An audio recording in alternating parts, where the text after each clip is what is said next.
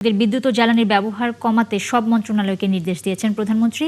মন্ত্রী পরিষদের বৈঠকে আর কি ধরনের সিদ্ধান্ত এসেছে, তারেক রহমানের আর কোনো বৈঠক আজকে আছে কিনা, সব বিষয়ে যদি একটু বলেন।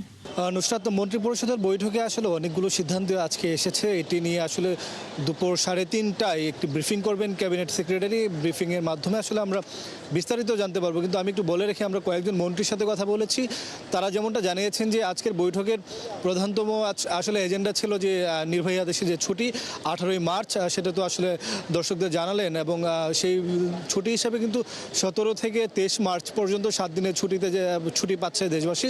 আরেকটি বিষয় বৃহত্তর অংশে আসলে আলোচনা হয়েছে, যেটি হচ্ছে যে বাংলাদেশের যে ত্রয়োদশ জাতীয় সংসদ নির্বাচনের পরে যে পার্লামেন্ট বসবে, সেই পার্লামেন্ট তো 12ই মার্চ বসবে। সেই পার্লামেন্টে আসলে কিভাবে রাষ্ট্রপতি ভাষণ দিয়ে দিবেন, সেই ভাষণে কি কি থাকবে, এবং সেখানে মন্ত্রী এবং যে এমপিরা থাকবে তারা আসলে সরকার দলীয় যারা রয়েছে কি বলবেন, কিভাবে অ্যাক্ট করবেন। অনেকে নতুন এমপি রয়েছেন, মন্ত্রী রয়েছেন, এজেন্ডা কী হবে সেই বিষয়গুলো কিন্তু কথা হয়েছে। যেমনটা জানিয়েছেন যে আসলে রাষ্ট্রপতি তার ভাষণে তুলে ধরবেন বাংলাদেশের সরকার, অর্থাৎ ত্রয়োদশ জাতীয় সংসদ নির্বাচনের পর যে সরকার গঠিত হয়েছে, সে সরকার যেই কার্যপরিধি শুরু করেছে ইতিমধ্যে 14-15 দিনের মধ্যে, যে আমরা দেখলাম ফ্যামিলি কার্ড, কৃষক লোন 12,000 কোটি টাকার মতো আসলে মওকুফ করে দেওয়া হয়েছে।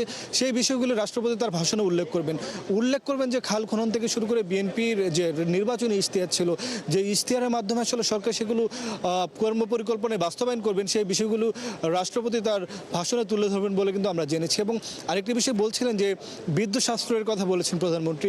সেটিও হচ্ছে আসলে যে মধ্যপ্রাচ্যে যে যুদ্ধের ফলে আসলে আশঙ্কা করা হচ্ছে যে বিদ্যুৎ থেকে শুরু করে জ্বালানি তেলের এক ধরনের সংকট দেখা দিতে পারে। সেই সংকট যেন কাটিয়ে ওঠা যায়, সেই সম্ভাব্য সংকট কাটিয়ে তোলার জন্য কিন্তু প্রধানমন্ত্রী এই নির্দেশগুলো দিয়েছেন।